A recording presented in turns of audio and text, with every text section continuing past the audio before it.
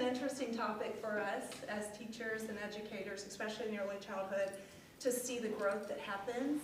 And when you get a child who then they grow up and they are advocating for themselves and they're independent and they're doing all those wonderful things, that doesn't just start that when they're 13 or 14 years old, that starts when they're very young and they're doing all these things on their own. So these are things we support all the time in the classroom with independence and self-help and reliance. And Morgan and Lexi have really developed a workshop that is tailor-made about Harvey Browne Preschool and ways that you can support at home. So thank you for being here. I think they'll have time for questions at the end, and we really appreciate your time. I also want to give a heads up, we are recording this, so if you guys have any like child-specific questions for HIPAA purposes, if you just want to say like my child instead of their name, because this will be sent to like the other parents of the school too. Yeah. So just to respect your privacy, just wanted to give a heads up. And this is Morgan Jones and Lexi Oliver. Yeah. And they're the OTs that come to Harvey Browne Preschool. They're wonderful. We are so lucky to have this engaging, fabulous therapy group that works all the time with our teachers and our children. So we are blessed beyond, we're very lucky at Harvey Browne to have you all. We love it here. I'll go ahead and skip through. All right, so I'll go ahead and introduce myself. My name is Morgan Jones. I graduated from OT school in 2024. I have been with functional therapy since. I'm from Indiana, moved to Louisville. My husband is in dental school in Louisville, which brought us here. We've been very happy since. I've been coming to Harvey Browne since I started at functional therapy and immediately fell in love with the preschool environment, helping the little ones. I've had kids that I've started with in the threes class and are now graduating this year from Harvey Browne, which like makes my heart hurt, but it's really cool to see like the growth and all of the dedication from the teachers, and they really care about their kids and letting them become independent through all their skills in OT. And I'm Lexi. I was born and raised in Louisville, went to school here, went to Spalding, graduated in 2024, and I've worked at functional therapy ever since. If you're not familiar with functional therapy, it is in the J-Town area off Blankenbaker, but we are lucky enough to push in. I'm here 1 day a week and she's here 2 days a week. I wish I could be here every day because it's so fun, but we really love it here. So today we're just going to talk through some of these topics. We're going to go over some of the classroom routines and expectations here at Harvey Browne, some social skills, emotion regulation pieces, talking about all of the things that are expected of these kids at different ages depending on ADLs, and then some self-advocacy and safety awareness skills as well. We thought it would be good to kind of break down some OT definitions for you. The first one being an ADL, that is our activities of daily living. So everybody has ADLs, they look different depending on your age. So like ADLs for older generations would be like, okay, we're working on building up their growth for toileting, getting dressed, working, all of those things. A kid's main ADL and occupation is play. So that is where OT is so fun, is we're working on all these skills with kids, but it's in the form of play, so they don't really know it, but it's really special. Again, these are just everyday self-care tasks that need to be done to help you live independently.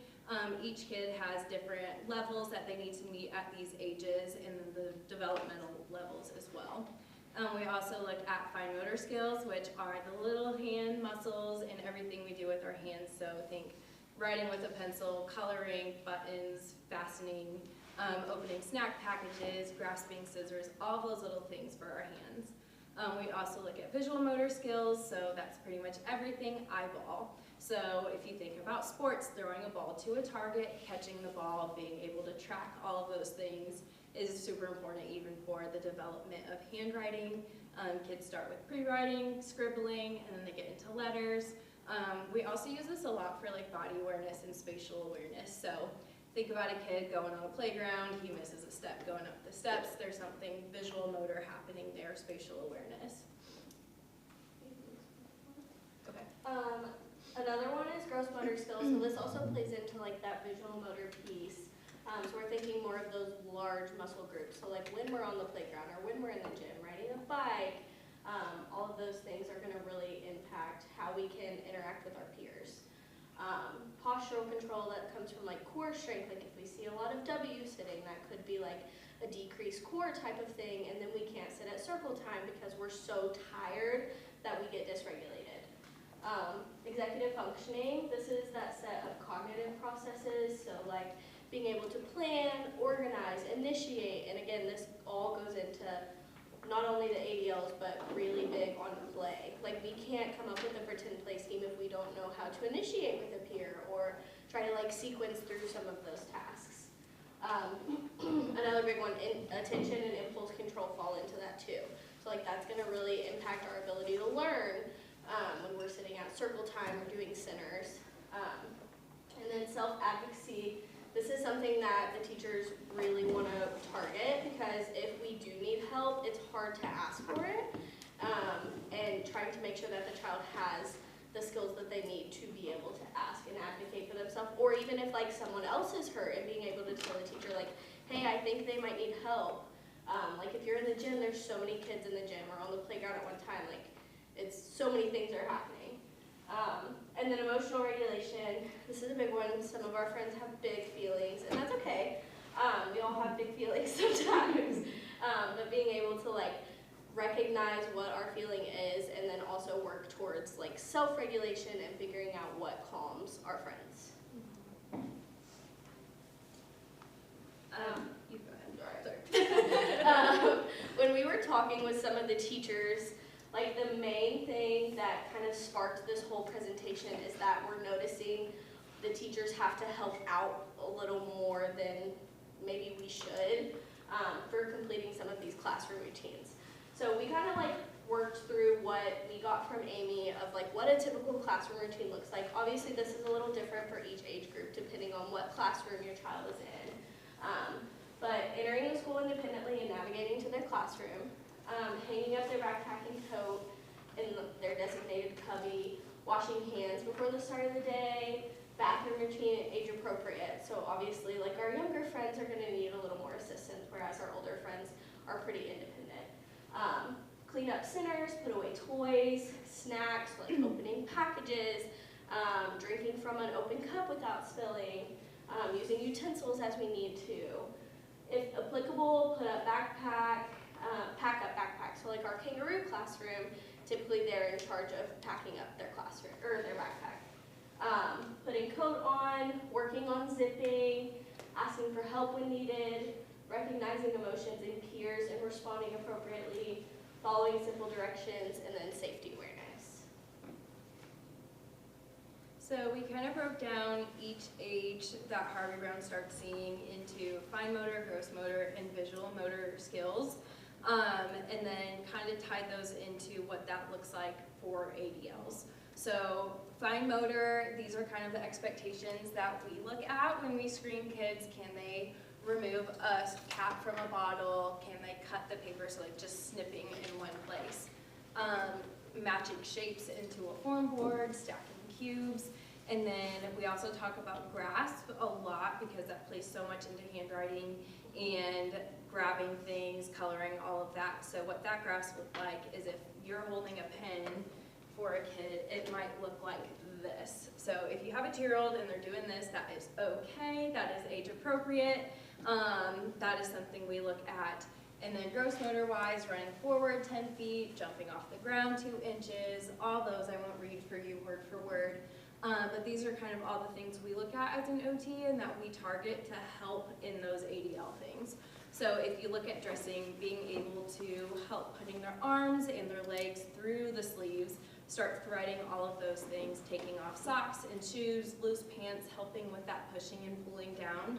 All of that ties into looking at their grasp. Can they cuff the top of their pants to push down? Can they thread their arms through, kind of work on pulling that up, using all those visual motor and fine motor skills. Same thing for feeding. This is really huge. A lot of our friends are starting to finger feed. Can they pick up with a correct grasp that food, or are they raking it, shoving it in their mouth, and it gets into choking hazards, all of those things. Starting to use a spoon, attempting to use forks, some more utensil use.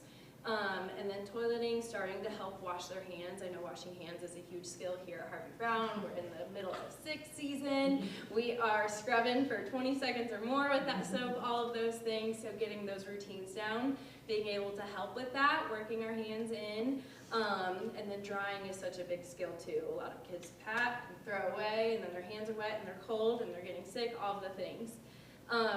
Toileting, oh, we just went through that, sorry. And then they can also indicate that their diaper is kind of uncomfortable, kind of full. You can kind of start to get that with the body signals or pulling at things, being able to detect that.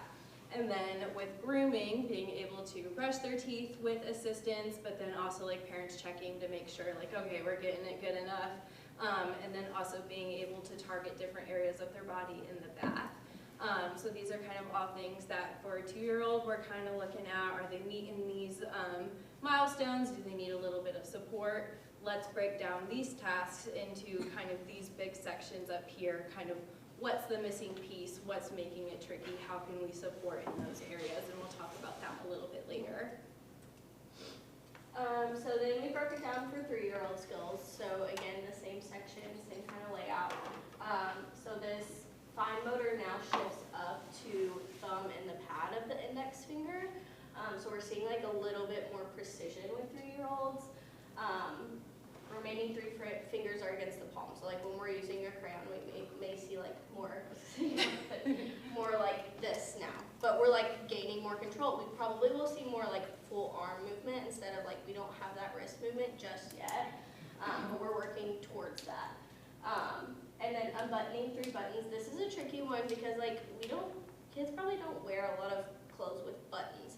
So it's something that like, if it's not a big deal for them functionally, it's not something we need to be super concerned about. However, if they are like using any kind of buttons or learning how to manipulate, we need to make sure that we're focusing on that. Gross motor, we're grading up for balance on 1 foot for 3 seconds, catching like an 8-inch ball, so kind of like a medium-sized ball. That's going to help with our play with peers. Placing 1 foot on each step, walking up 4 steps without support. So this is big, there's steps here, our friends go up and down the steps all the time. The playground has steps, so like we need to be able to navigate that safely. Jumping off of 2 feet and forward 24 inches. Visual motor, being able to replicate a picture of building blocks. So this is helping them be able to look at something, process it in their mind, and then replicate it, which is going to help for handwriting. Think about like transferring from the board or whenever we start reading. Cutting paper into 2 pieces, so now we should be able to continue that movement instead of just little snips. For ADLs, feeding, fork and spoon use with minimal spillage, drink from an open cup, and then pour from small pitcher with assistance. So again, this feeds into that snack time. If we have, like Morgan was talking about, if we have kids who are using their hands and then it's all messy or we're like spilling the cup, there's only 2 teachers in a room. So if we have a bunch of kids that are doing that, it's going to be really hard to continue through that snack time and like make sure that we're getting where we need to be on time. Dressing, removing clothes, pants, socks, and shoes, pulling pants up and down for toileting, attempting to put on shoes. And this falls into that fine motor. If we have some of that decreased hand strength or our fine motor skills are kind of a challenge a little bit, it's going to be really hard for us to grab our pants and pull them up or grab our socks and pull them up. Toileting indicates need for bathroom, wipes with assistance, and washes hands with help. So grading that a little bit more independent for 3s. Grooming, attempts to wipe nose and brushes teeth with assistance. Again, going back into that 6th season, being able to recognize if we have a runny nose, which is really hard for a lot of friends. A lot of friends don't even recognize that they have it. So pointing that out and then helping them like learn that independence is so much easier and faster for us to just do it. But it's really important that we give them the time to be able to do that. And we'll talk about more intervention things too, but. So then going into our 4-year-olds, that graph still continues to develop. Same as Lexi said, now we're kind of using more wrist movement when moving. It's resting on our 3rd finger. We have our pincher grasp here. Really allows for more motor control as they're doing coloring, drawing, manipulating small items, even playing with toys. A lot of our friends love Legos, they love building blocks. How awesome is it that we can play and it not feel tiring, or we get to grow up that fatigue and that attention. Gross motor skills, this is where like playground play becomes super important, engaging in sports, being able to run around with friends. So all those gross motor skills, being able to jump and gallop and skip and stand on one foot, whatever those games they might be playing.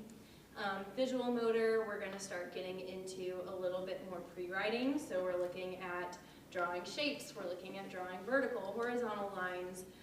Like Lexi said, looking at a visual model and being able to replicate that with our play. So think about like direction following. Let's say they have to do this task in school. They have to cut a paper in half, glue these little dots and do that. Can they follow that visual and do that on there?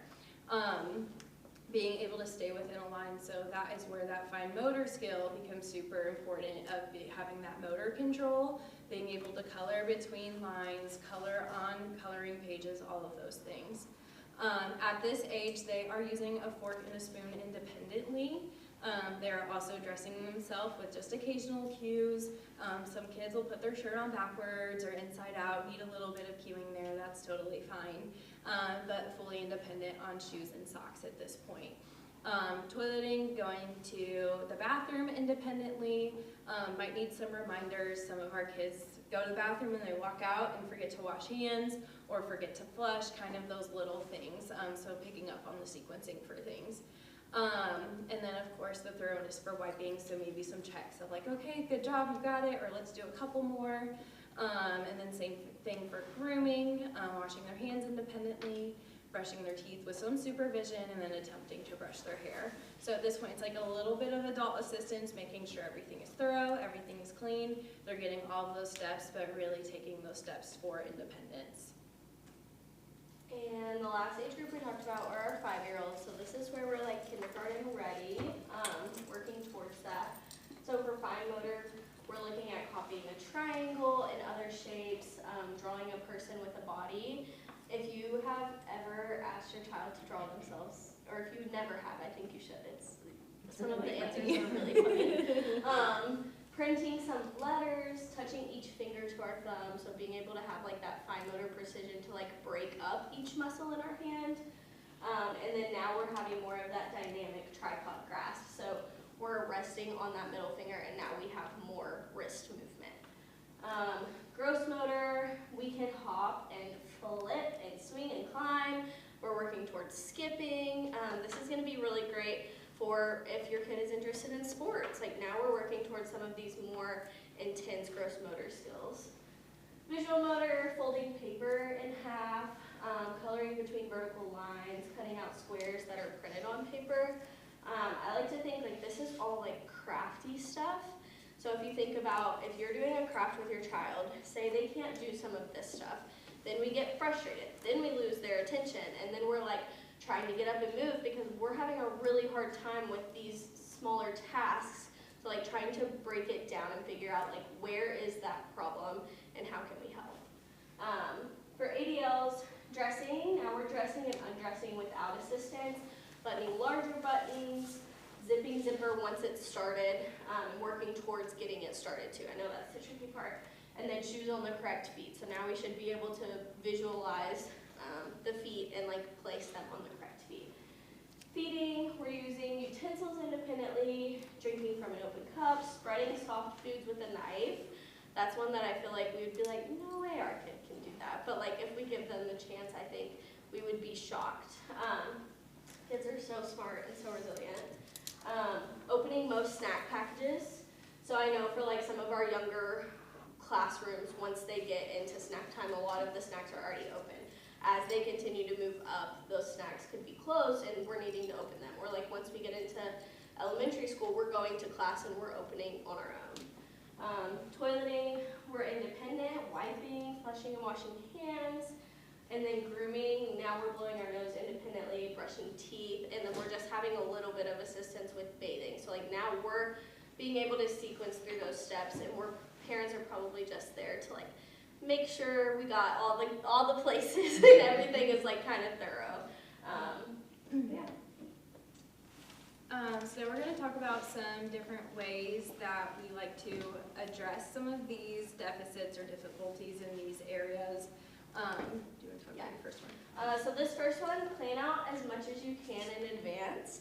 I would say that the number one, if I were to ask all of you right now, why do we typically do more for our kids? Because it's faster, it's so convenient, like we know we're so fast at it and they're learning, so it takes a long time, and mornings are rushed. It doesn't matter how much time you give yourself, mornings are rushed. So like an example of this, some of my friends use this, but those like big closet organizers that are broken down, you can break that into each day of the week, and then you and your child can go on Sunday evening and pick out each outfit for the week. So then that's already encouraging their independence because they're getting to help pick what they wear, and then in the morning it eliminates some of that time because you're going in there, you're like, go get your Monday clothes, they get it, they can dress, and that's helping with like that scheduling piece in the morning. But anything you can to like even lunches or anything like that that you can plan out more in advance is going to help with supporting their independence. Another thing I like to do is I like to start a task and let the child finish it. This is super important for building up their confidence. They get to feel that task completion. Like, oh my gosh, I did that. One of my favorite things to do is when I'm working on putting on socks, I will put the sock like on over their toes, and they're like, what are you doing? I'm like, I don't know what else to do. You have to show me. And then they have to pull their sock and thread it up over their ankle. So it kind of gives them the opportunity to problem solve and work through it. It can also make it super silly. Like, you have to teach Miss Morgan. I don't know how to do it. I have had a kid teach me how to go poop on the potty, how to put their shoes on. I just forget everything, and it's a fun approach for them to like feel that control and that confidence, like, Mom and Dad, you're so silly, how do you not know these things? But letting them feel that task completion is so important for these kids. We go a little bit more into emotion regulation later, where we started, we can't figure it out, it's frustrating, I'm all done, I know Mom and Dad are gonna finish it for me, and then we go into school where teachers have 14 kids in their classroom who can't get their coat on because they're frustrated, don't know how to do it, and then teachers are like, well, I don't know who to help and where to go. So working on feeling that accomplishment of, oh, I did this by myself, this feels really good. So even with putting on a backpack, maybe we do the flip method, which I should have put a picture on here, but it's helping them set them up, get their arms through and flip it over. Praise is so important too. That's what I was gonna say. Like, make it big. Make it like a big deal. Yeah. Kids love that. They love feeling like they did something so good. I'm always like, how did you learn how to do that? You are so smart. And they just like light up. Yes, and even like the smallest things feel so big for them. Because if you go back to those occupations, it's like, for me, like, this presentation feels big. For a kid, it's like, putting on my jacket is big. How can we make them feel those wins and feel confident and get through that? So this can go for like any ADL. Maybe we help them get the sink on, put the soap in their hand, but they wash and then they get to rinse, turn it off, and get the paper towel. So breaking up into those steps is super helpful and really fun. This kind of feeds off, so we kind of have two that feed off of that first one. Practice at a time that is not rushed. The best time to build some of these skills is when we have so much time. Like over the summer or on the weekends or in the evening, like let's practice, let's go outside and play, let's practice putting on our coat and our shoes. When you don't even have to word it that way, you can be sneaky and just be like, hey, let's go play outside, and then just sneakily kind of like pull in some of those working on skills. Even like if you're making dinner, like kids love to help with dinner. Even if it's just opening a little package or getting like one of those little meal kits that have like the plastic knives that are safe for kids. They love that, and it also helps build that skill without them even knowing that they're working on it. And then I was gonna touch the one down there is also like allow for extra time. So, you know, giving that extra time in the morning to make sure that we have enough time to do all of our tasks. Yeah, and then to even support further, we like to use visual schedules. We have a picture of that on the next slide, but sort of tapping into breaking it up into small steps for kids to learn and read. You can use words depending on their level or even pictures. Kids are super motivated to check things off. It's super fun. We do it in like every session. You turned on the water, check, or anything like that to feel that accomplishment is super fun. Using simple phrases like turn on water instead of, you are now going to turn on the water by using this, blah, blah, blah. Like, they just need those simple phrases, and then they're engaged. So kind of meeting them at their level. Again, a picture schedule is super helpful for kids. We have them in the bathrooms here. We have them all over. We have potty signals, everything for them, because kids are mostly visual learners at this point.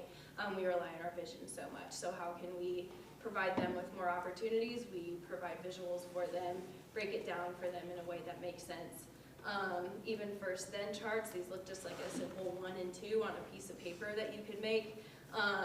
First we put on our coat, then we put on our backpack, and then we're out the door for school. So just little things like that, making it easier for them. I notice a lot of my kids become very overwhelmed visually by everything they need to do. So kind of like what Lexi was saying, setting things up for them to prepare them for success.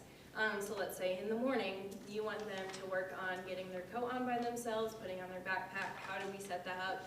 Let's put everything in one space. So we have their coat down first, then we have their backpack, and then their shoes. Whatever order, line them up. It helps with their attention, it helps with their engagement, it decreases that visual overwhelm of what do I do, where do I go, especially if time is running out or you're feeling rushed in the morning. And feeding off of that, you can also, like, if we're having a hard time with a decent few things, so like if it's backpack and coat or whatever, you can focus on just like one thing at a time. So like this week, we're gonna have you put on your coat at all, like every morning by yourself. Then next week, once we have the coat down, we'll add something.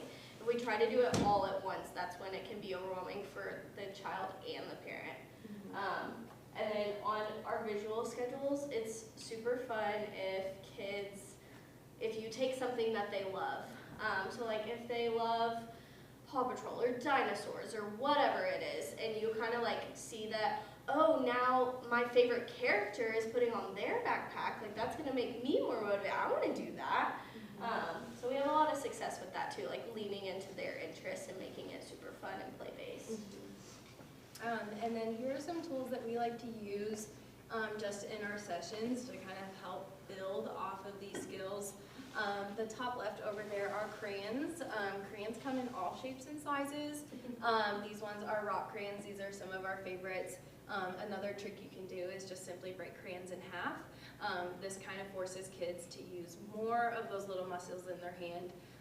Instead of being able to fist it like this or go like this, you physically cannot do it with a small piece. So like if I have this cap, it forces them into that pincher, compared to like doing this will be really hard and they won't be able to get the crayon on the paper. Especially the rock ones. Yes, the rocks are really hard. We also have triangle crayons for like a little bit older kids. This kind of helps facilitate the grasp of their hand as well.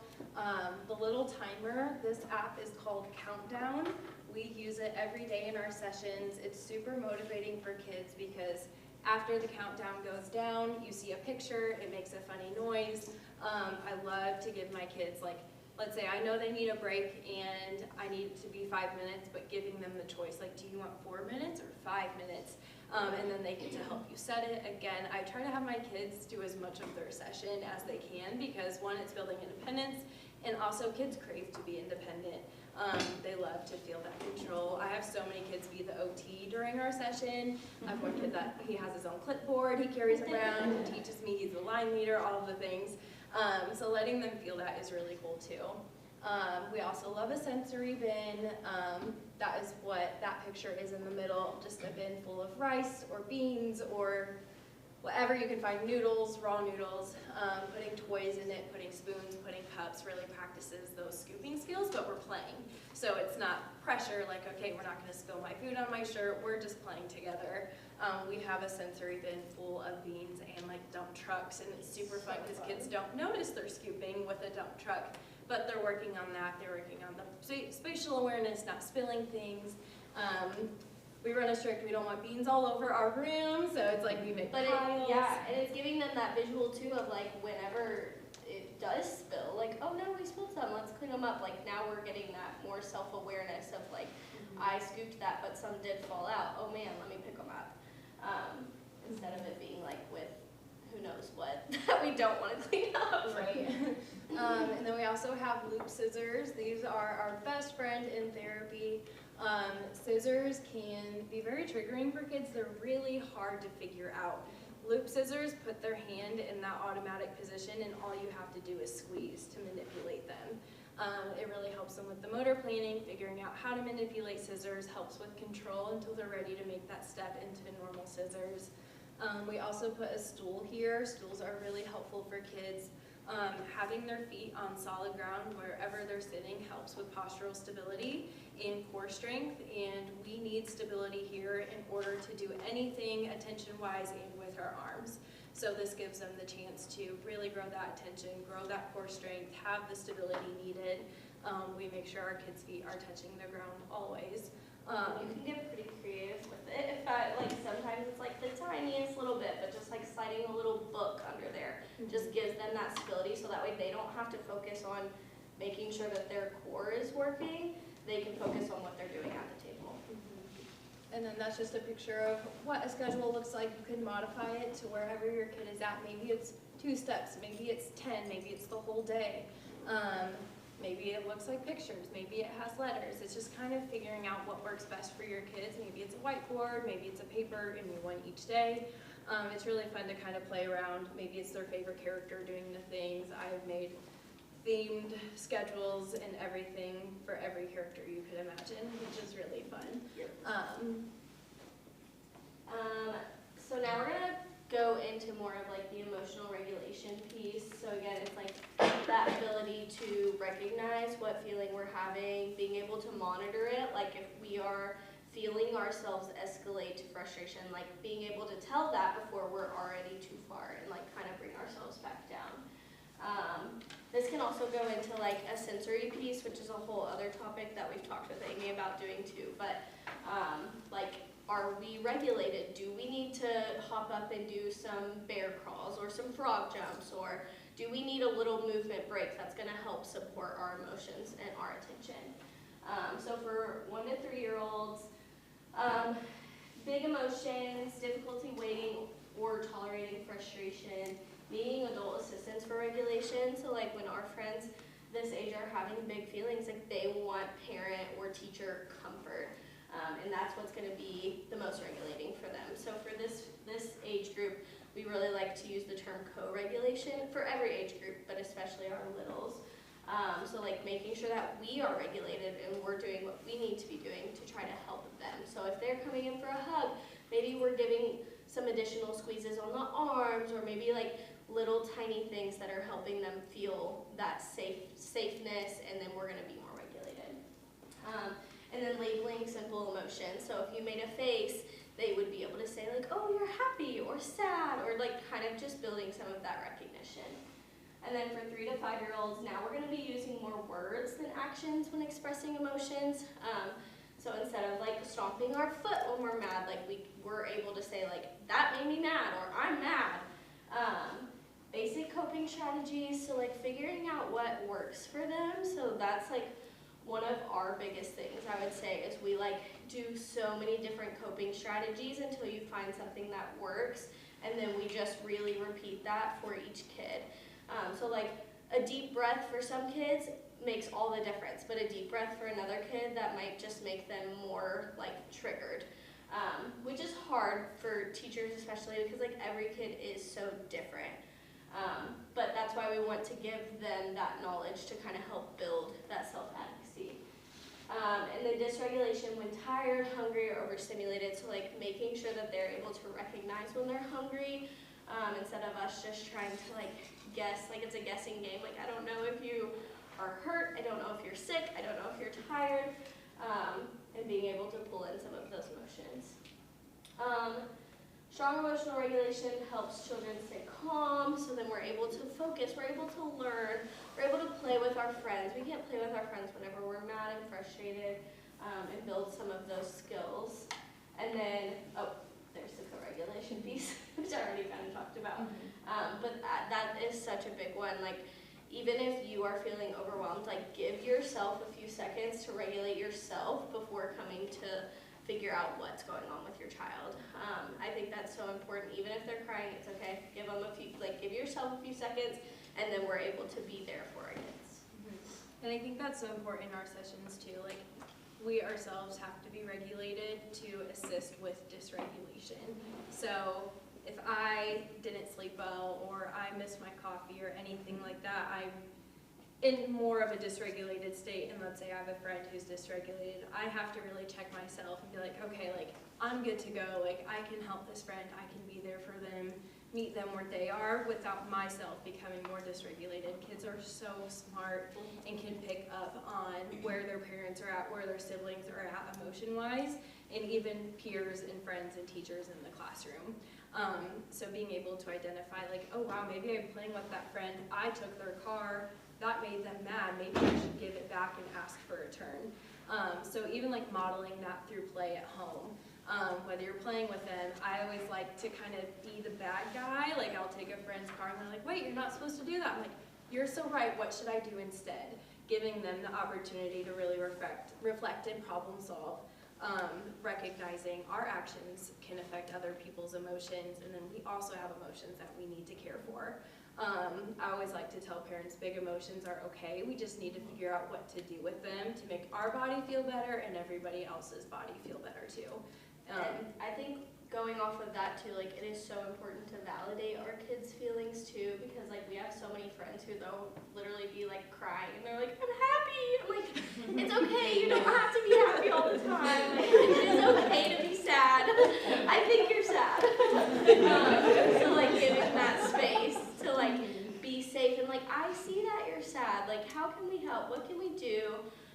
And then also, like Morgan was saying, whenever we can model in the home environment, it's such a safer place because we are not feeling like in fight or flight. Because when a friend takes our toy, that is way different than when like a teacher or one of us like model taking a toy. Like they're, you know, they're safe with us and they're comfortable and able to kind of like verbalize that. But with a friend, that's gonna send us into more of an emotional response. So practicing it as much at home is really, really important. And then these are a lot of the interventions we use for emotion regulation. We have our zones of regulation over here. Zones of regulation is its whole entity. I highly support looking it up online. They have a whole website full of tools and interventions.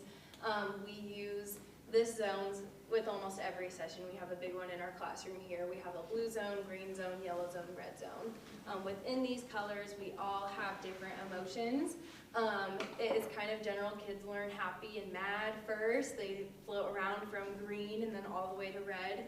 We want to heighten that awareness of that yellow zone and that blue zone, detecting that shift from, oh, that's really starting to make me mad compared to full 0 to 100 anger. We like to use a feelings meter, teaching kids that there are other emotions that exist between happy and angry. So a lot of kids don't really know what they're feeling. We're trying to work on these pieces of, oh wow, I'm really just hungry, I need a snack, I'm not angry. Or I need a nap, I'm just tired. Different feelings like that we try to bring a lot of awareness to. Little Spot of Feelings is one of my favorite resources. All of these books you can find on YouTube, like read-alouds, which are really fun.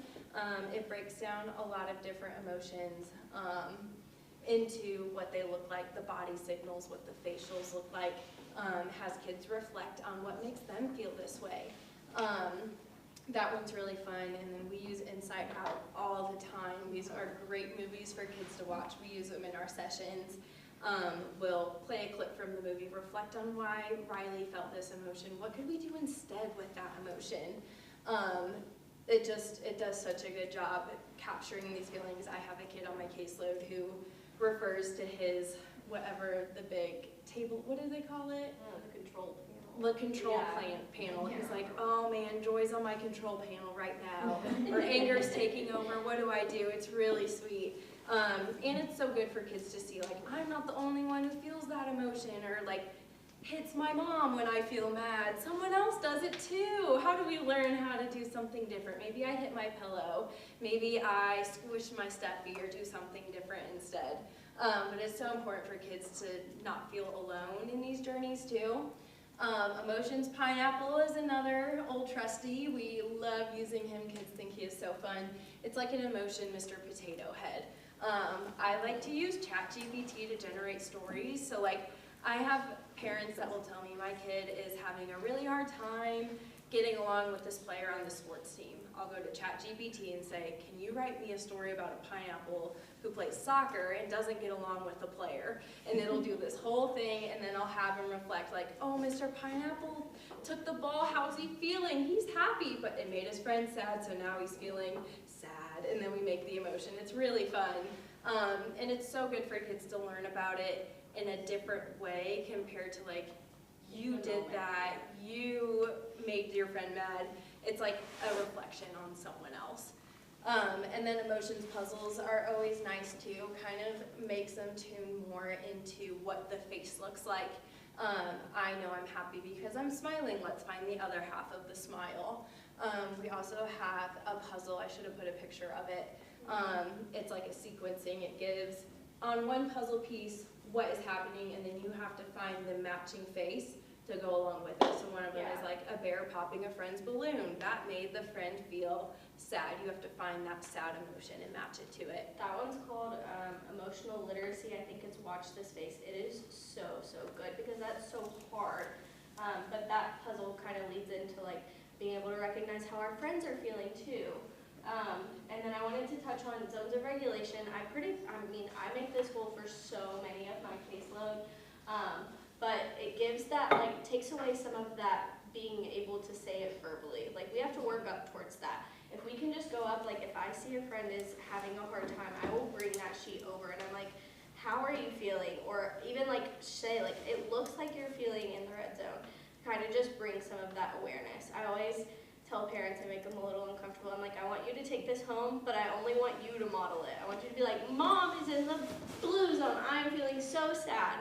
Because it's giving them that like ability to see it in others and know that it's okay to have these emotions. This one's also really fun to modify to characters too.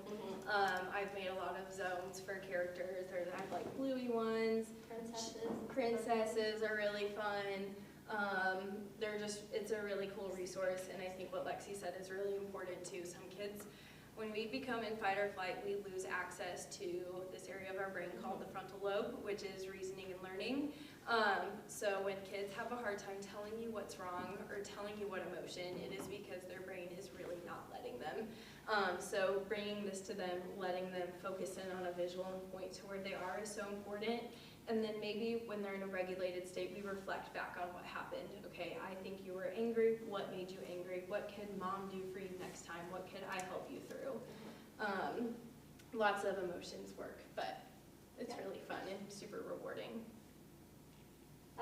Social skills, so this is an area that I focused on like the past 6 months or so. I took a play continuing education and it like was really great. So social engagement is crucial to a child's development and being able to play with our friends. Harvey Browne sets up so many good activities. Like we are constantly in centers, or we have gym, or music class. Like there are so many opportunities to interact with our peers. I'll go over the right side first, and then we'll go over some of the different ways that you can work on this at home. But it kind of gives each area of play, and then like a birth to 2 years, or the age group.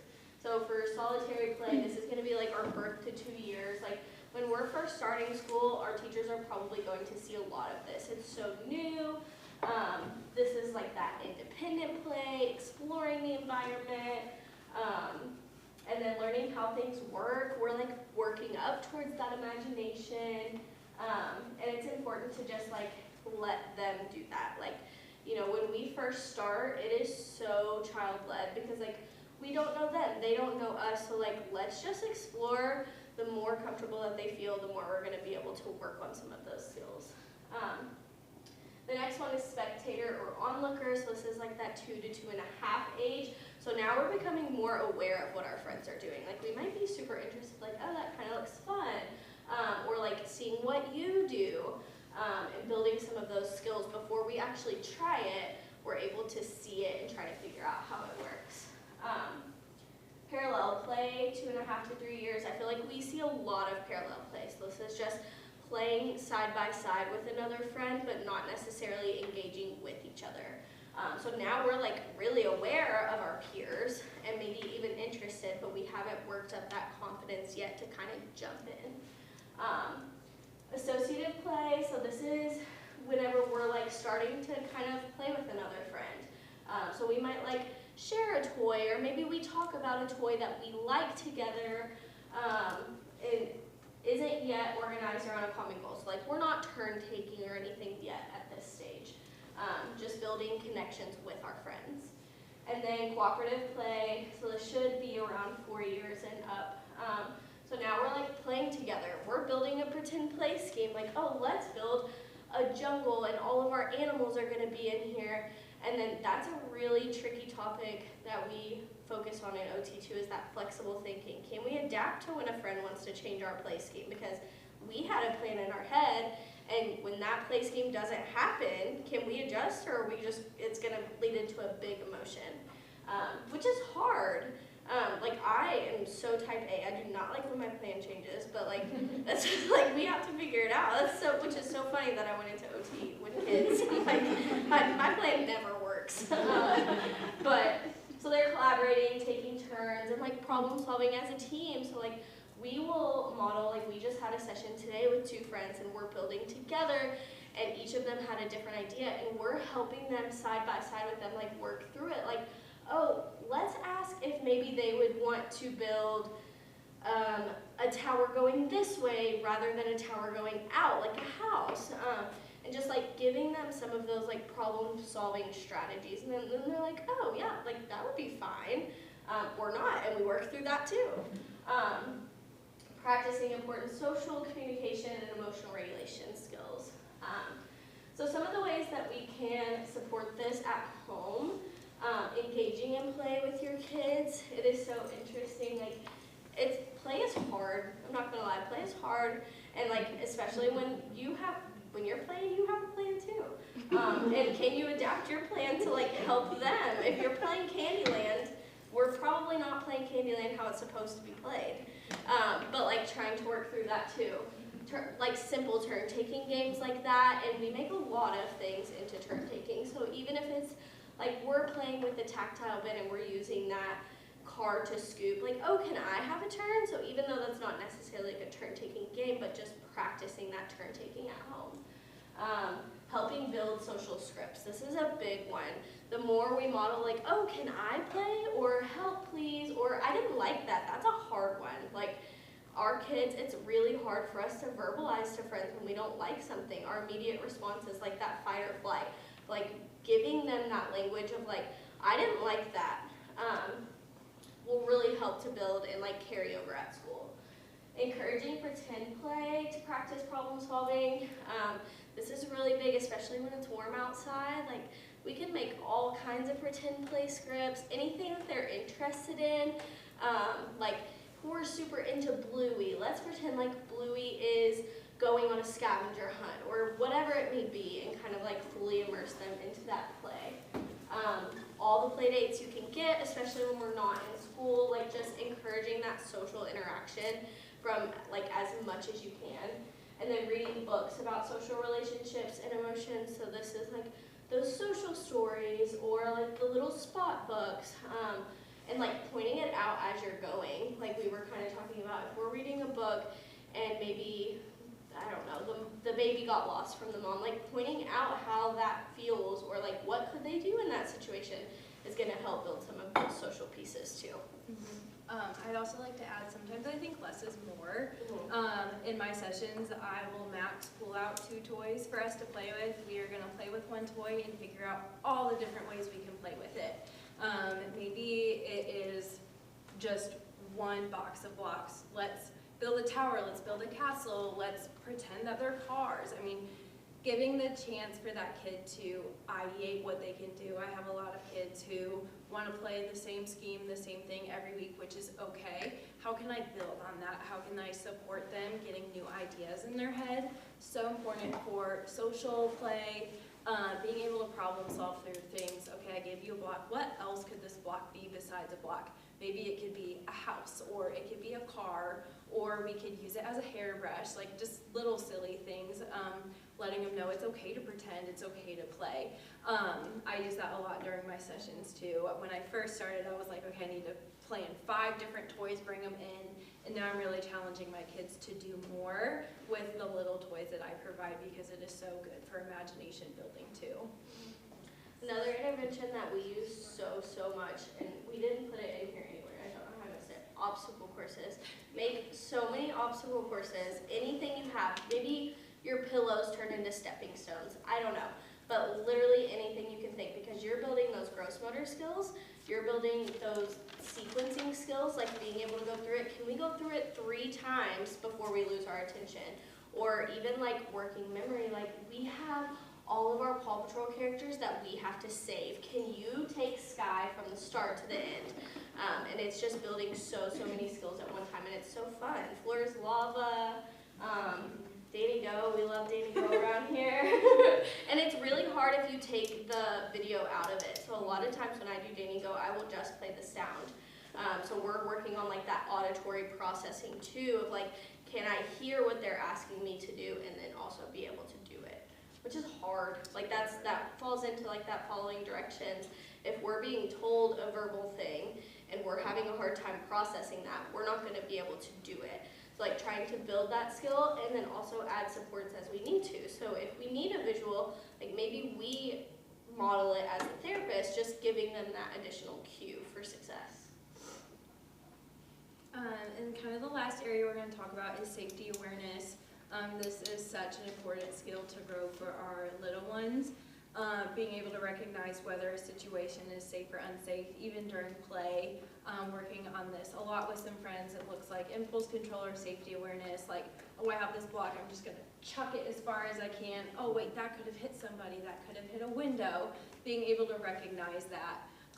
Also being able to understand basic cues like pause or wait or stop, whether you're out in the public or community on the playground, we're leaving the playground, being able to stop their body of what they're doing, come back to their safe place.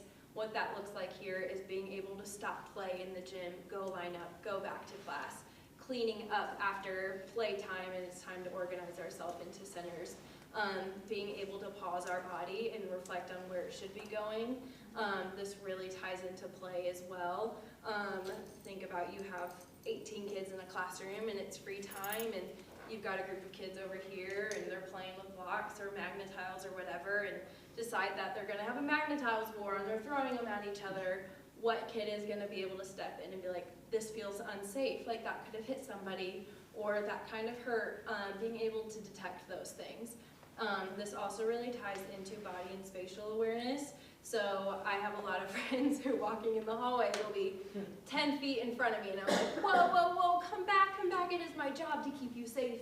You are with me. So a lot of things I'll do is the further they get away from me, the more stuck my feet get to the floor. And then I'm like, oh my gosh, you have to unlock my feet, come back to Miss Morgan. And then they're like, oh my gosh, that's so silly. Let me stay with you this time.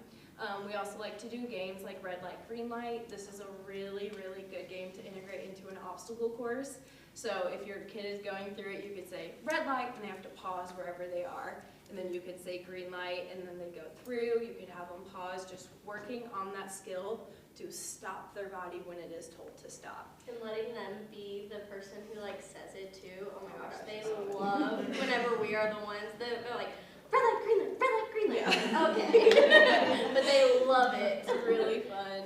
Simon Says is also really fun. Simon Says is hard. So It's a really good game to play with kids though.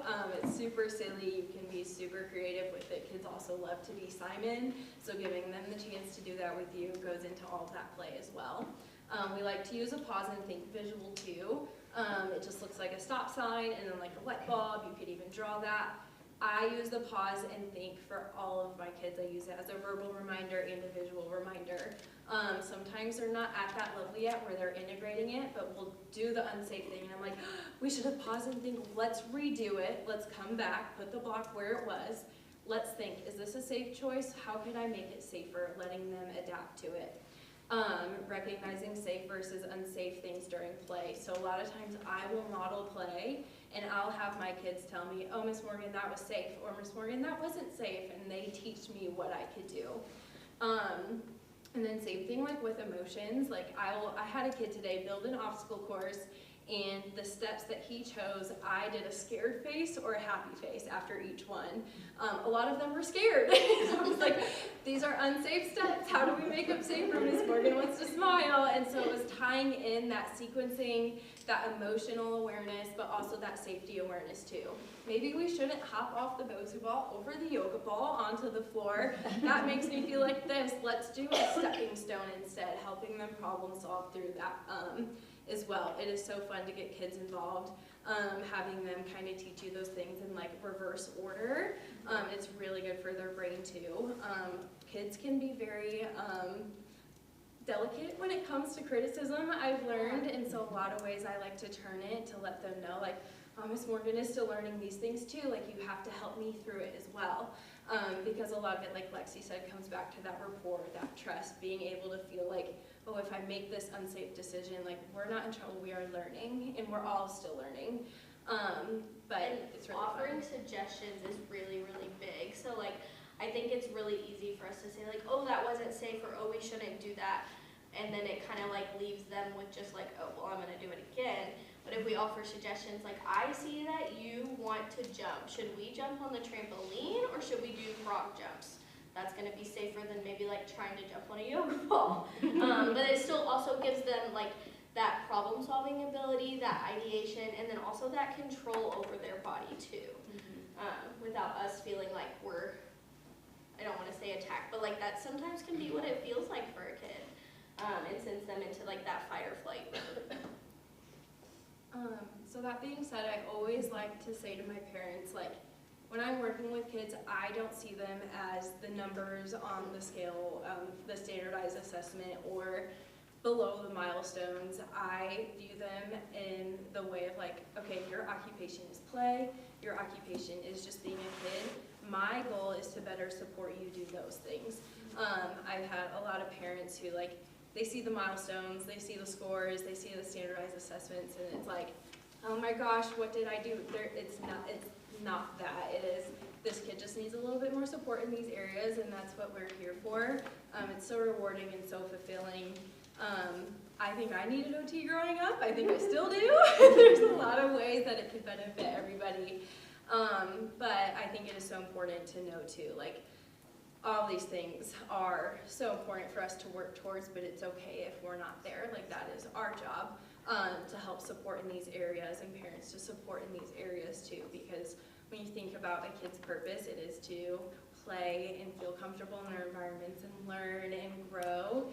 And if there's anything in their life that is kind of holding them back from that, it is our job to kind of break apart that puzzle and find those things that work to support them towards their goals and towards the things that they find fulfilling. And for OT, like, our main goal is, like, we are so family oriented. Like, it is truly a collaborative process. So like, we might make goals for certain things, but then you come in and you're like, we have had such a hard week with this, can we really target this? And it could be like the most random thing, and that's our job. Like, we are going to full deep dive into that. Any question you have, any concern that the teachers have, like, that is what we are here to do. It's not like what is maybe the number one thing we should work on first. It's more so like, what is impacting your child's participation in their day, and how can we help that? But yeah, thank you guys for listening. We have time for questions, so we're gonna hang out too. So if you guys have any questions that maybe you don't want to share with the group and want it to be a little more personal, however you guys want to do that, we are here.